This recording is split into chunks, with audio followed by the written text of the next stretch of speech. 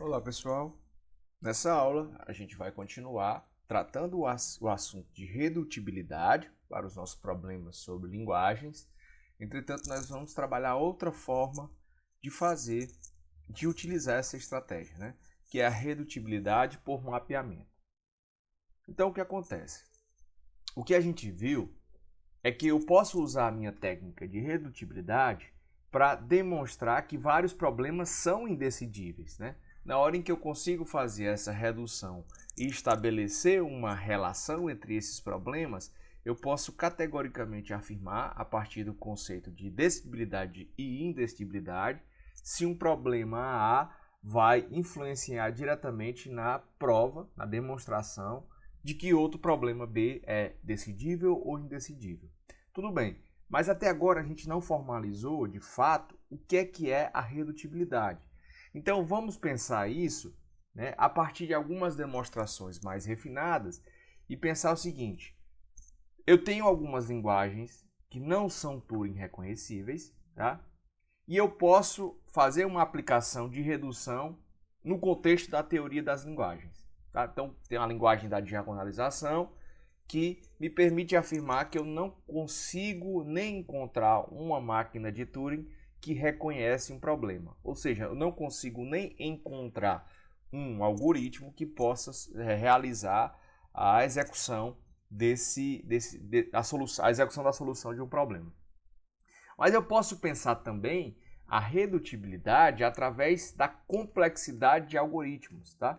Pensando nos resultados que são referentes a essa ideia, né, de tempo e quantidade de instruções necessárias. Se a gente considerar complexidade em termos de notação, nós podemos considerar a relação da notação O, né, notação Big O, ou ainda a notação ômega, e aí vários conjuntos de notações que são referentes à classe da complexidade dos algoritmos, tá? Isso se a gente pensar na aplicação da redução para a teoria da complexidade.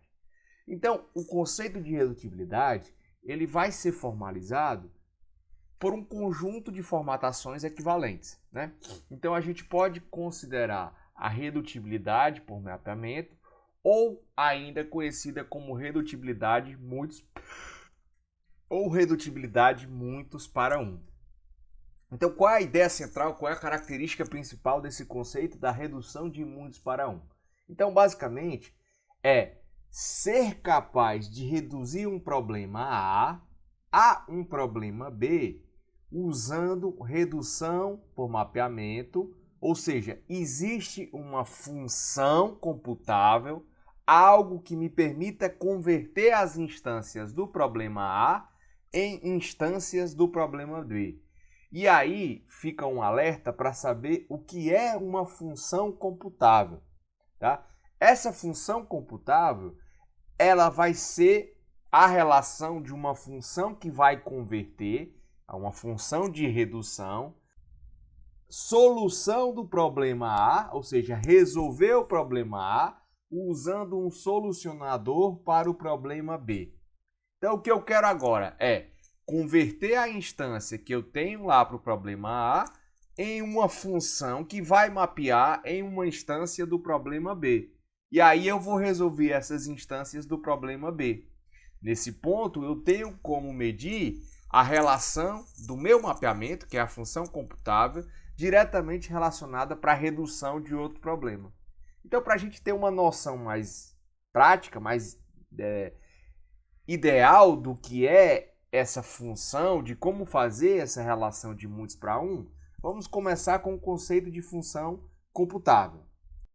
Nesse contexto, e diante da importância de definir o que são funções computáveis para a gente entender melhor a redução de muitos para um, que é a redução por mapeamento, vamos entender o seguinte: uma função computável, né, ela é uma função f que tem como parâmetro de entrada um alfabeto asterisco, né, qualquer elemento de um alfabeto, e tem como saída qualquer elemento de um alfabeto. Ela vai ser efetivamente computável se eu consigo construir uma máquina de Turing M sobre toda a entrada W qualquer e ela para com exatamente FW sobre sua fita. Em outras palavras, eu tenho que ter uma função que ela recebe um alfabeto, que pode ser uma própria máquina de Turing, que pode ser um alfabeto qualquer de representação, e ela retorna outro conjunto, ou mesmo conjunto do alfabeto, só que sempre ela vai parar à medida que eu passe esse alfabeto de entrada. Então, a minha máquina, para ser uma função computável, ela tem que ser uma máquina decidível. Tá? Então, vamos considerar aqui, para entender melhor o que é uma função computável, assumindo as operações usuais sobre inteiros. Então, vamos supor uma função soma, tá? Todas elas vão ser computáveis, mas se a gente considerar a função soma como parâmetro, a gente pode passar dentro de um alfabeto asterisco como parâmetro para f e construir uma máquina que tem esse parâmetro m e n, onde esse m e n representa as quantidades m de um valor qualquer e n de um valor qualquer passados por parâmetros, e a gente retorna essa máquina, m mais n, que faz a computação da soma desses elementos n mais n. E essa máquina, ela sempre vai parar. Então é possível fazer uma máquina que sempre para, que recebe como parâmetro m e n, e finalmente retorna a soma, né, a função da soma entre esses dois parâmetros de entrada. Tá? Então isso é uma função computável. É desenvolver uma máquina de Turing que decide a partir de uma entrada e tem uma relação de saída. Então, as nossas funções computáveis, elas podem ser transformações de descrições de máquinas. Tá? Então, eu posso receber uma máquina como entrada, posso ainda receber uma cadeia como entrada no contexto dessa máquina e posso retornar outra máquina com uma cadeia diferente também na sua descrição. Em suma, as funções computáveis, elas vão fazer o mapeamento, vão fazer uma representação sobre descrições de entradas que levam a uma saída. Então, nesse exemplo 2, eu poderia ter uma função computável que pode tomar uma cadeia W e retornar a descrição M' de uma máquina de Turing, tal que se o W for igual a uma descrição de M, né, for a codificação de uma máquina M, então M' é uma máquina MT equivalente a M, mas que nunca tenta mover sua cabeça para além da extremidade esquerda da fita. Eu poderia fazer uma função que faz essa relação, né? E aí a função retorna vazio, por exemplo, se essa minha W, né, se essa minha cadeia W, ela não for a codificação de uma máquina de Turing válida. Lembrando que para eu validar essa máquina de Turing, eu tenho que ter os meus segmentos bem definidos, com os caracteres pré-estabelecidos, para tratar a região dos estados, a região do alfabeto da máquina e assim sucessivamente, bem como a sua função de transição.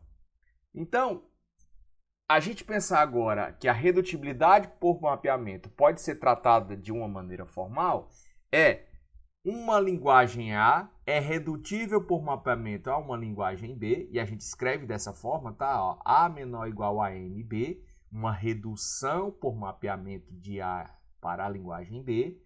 Se eu posso ter uma função computável de acordo com as características que a gente estabeleceu, onde toda cadeia W que eu passar e essa W pertence à linguagem A, eu posso converter em uma F de cada cadeia pertencente a B. Em outras palavras, olha, se eu tenho uma linguagem A, eu tenho uma cadeia dessa linguagem A, eu tenho uma função que me permite pegar essa linguagem A e levar para a linguagem B. Se eu faço isso para todas as cadeias da minha linguagem A, o meu problema A ele pode ser redutível por mapeamento à linguagem B. Né? Então, o que eu estou fazendo aqui? Eu estou usando uma função f, eu estou usando uma máquina de Turing, né? Que é a máquina de redução de A para B. Tá? Então, essa é a ideia principal da questão da redução por mapeamento. O que eu estou fazendo se eu tenho um problema A, tá? Trazendo para o contexto mais direto de programação. Se eu tenho um problema A e toda a solução desse problema A, né? Todo elemento que pertence à solução desse problema A, da representação desse problema, Se eu tenho outra função que me permita levar cada elemento desse, e cada elemento desse também representa uma solução do problema B, então eu posso dizer que o problema A é redutível por mapeamento ao problema B. Tá? Essa é a definição mais clara que a gente pode pensar. Então, uma redução por mapeamento de A para B, ela provê uma maneira de converter questões do tipo, olha, W pertence a A. Ao invés de pensar que a cadeia pertence à linguagem A, eu vou pensar o seguinte, aplicando a minha função de redução, a minha redução por mapeamento a partir dessa F, passando uma cadeia W, ela pertence a B, tá? É isso que eu estou fazendo agora. Então, se a gente olhar um diagrama mais próximo, a minha função ela deve ter todo elemento conectado a um elemento conectado a B. Tá? Mesmo que qualquer elemento fora do padrão possa levar a qualquer outro elemento indefinido. Mas que para o A, pegando o elemento dentro de A, ao aplicar o F de W, tal que esse W pertence a A, eu tenho que conseguir pertencer à linguagem B. Essa é a principal questão para a redução por mapeamento. Então, partindo da definição formal, do que a gente já sabe o que é a redutibilidade por mapeamento, e a gente já sabe o que é esse mapeamento, que é uma função computável, né, ou Turing computável, também conhecida por alguns autores, né, escritores nos livros, nós podemos traçar a ideia sobre o seguinte teorema, tá? Se um problema for redutível por mapeamento a outro problema previamente resolvido, então temos uma solução para o problema original. Ok, então a ideia é a parte seguinte, se o meu A ele é redutível por mapeamento a B, e esse meu B aqui é decidível, então o meu A também é decidível, tá? Então, pensar o seguinte, quando eu tenho uma linguagem A que é redutível por mapeamento a uma linguagem B, e eu já sei que esse meu B, ele é completamente, tem uma resolução para ele é decidível, eu também já posso afirmar categoricamente que o meu A também é decidível. E essa função de mapeamento aqui vai ser só a formalização de levar as instâncias de A para B, tá? Então, isso é possível porque o meu B tem um conjunto de instâncias bem trabalhados, bem definidos, porque eu sei que a minha máquina, para definir o problema B, ela sempre para. Então, a demonstração é bem direta, tá? Ó, se eu tenho M, que é uma máquina que vai ser o decisor para B, e F é a função de redução de A para B, então, eu posso definir uma máquina de Turing N, né, abaixo, e ela é um decisor para A. De que forma? Sobre a entrada W, né, considere N sobre uma entrada W qualquer. Eu vou computar a minha função de redução para W. Então, aí o que eu faço? Eu levo a cadeia que eu queria inicialmente para resolver o problema A para uma cadeia que vai ser resolvida pelo problema B, né? Eu sei que esse meu B tem um decisor, porque o meu B é decidível já. Então, eu rodo M sobre a entrada FW e aí eu dou a mesma saída que a máquina M der. Se ele decidir, ele retorna aceite. Se ele não decidir, né? Se ele decidir e a rejeitar, ele retorna rejeite. Então, facilmente a gente prova esse teorema usando essa máquina, né? Então, eu criei uma máquina N que para toda entrada W que eu fizer, né? Que é o meu decisor A, para toda W que eu passar, eu computo para o problema B e faço que o problema B já tenha uma máquina, porque eu sei que ele é decidível, né? Então, eu resolvo o problema B com as instâncias do mapeamento vindas de A. Tá? Então, o que acontece é, se o W pertence a A, se somente se, nesse caso, o FW pertence a B, já que eu estou com a função de mapeamento e eu sei que o meu B é decidível, né? Então, já que F é uma redução de A para B, então, se o meu M, que é a máquina que é a decisora para B, aceita a cadeia W passado pela minha função, né, minha função redutível, né, usando a minha função computável F, então W pertence a A e, portanto, N é um decisor para A. Então, eu consigo construir um decisor e eu provo que ele é realmente um decisor, né, porque ele sempre para.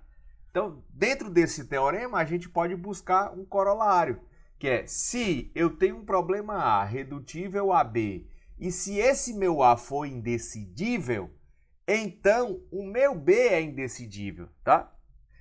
É basicamente o contrapositivo do resultado anterior, né? Porque se eu tenho um A e eu já sei que eu não tenho como criar um decisor para ele, porque ele é indecidível, então em algum momento aqui eu não tenho como mapear um W que leve para B. Então, se eu não tenho como mapear um W que leve para B, o meu B vai ser indecidível. Eu não consigo associar, porque a minha redução aqui, em tese, o meu problema A, ele tinha que estar diretamente acoplado em todas as instâncias com uma função que leve para B. Tá? Então, esses dois, um teorema e um corolário, eles definem a partir dessa condição. Então, só para fixar, se o meu problema A é redutível a um problema B, eu tenho uma função que isso acontece, eu sei que se esse B for decidível, o meu A também é. Agora, se esse meu A ele é redutível a um problema B, e eu sei que ele já é indecidível, então o B também é indecidível. Bom, então vamos considerar esse terceiro exemplo, assumindo que a gente já fez até a demonstração de que o problema, o para MT, ele é indecidível, assim como o AMT, né? Lembrando que o AMT é somente para aceitação, né? A máquina, considerar que uma máquina M, ao receber uma cadeia W, ela aceita essa cadeia W. E o para MT é que esse M recebe W, né? E ainda para aceitando a cadeia, né? Para ou não aceitando a cadeia, que é o problema da parada. Então, a ideia aqui é o seguinte, a gente pode pensar numa redução por mapeamento do problema de AMT para AMT. Perceba que eu posso pensar o seguinte, as cadeias daqui, né, elas podem ser transferidas a partir de uma função computável f que toma qualquer cadeia de entrada do tipo MW e retorna uma entrada da forma M'(W), né? E se esse MW pertence ao AMT, se é uma aceitação, somente se essa minha M'(W) ela pertence ao para MT, né? Porque aí elas vão ter como realmente uma pertencer a uma linguagem e a aplicação da função vai pertencer a outra linguagem. Então vamos pensar o seguinte, vamos considerar uma máquina f que vai computar a função que eu quero, né? Uma função computável fzinho. Então esse meu f, ele recebe a entrada m(w), aí ele constrói a seguinte máquina m'. Sobre a entrada x, tá? que é a entrada que eu vou receber, rode m sobre x, rode essa máquina sobre x, já que a minha função é f de x, né? Se m aceita, ela também aceita. Se m rejeita, ele vai entrar em loop. Tá? Então, eu posso pensar nessa conversão assumindo que esse problema aqui é o de aceitação, mas esse aqui é o de para, né? Então, ela vai entrar em loop, ela não para. E aí, dê como saída esse M'(W). Então, eu fiz essa função, está aqui, está comprovada a partir do meu parâmetro de entrada x. E aí, o que ele faz é o seguinte, ele pega M e roda. Se esse x aqui aceita, eu também aceito. Caso contrário, eu entro em loop.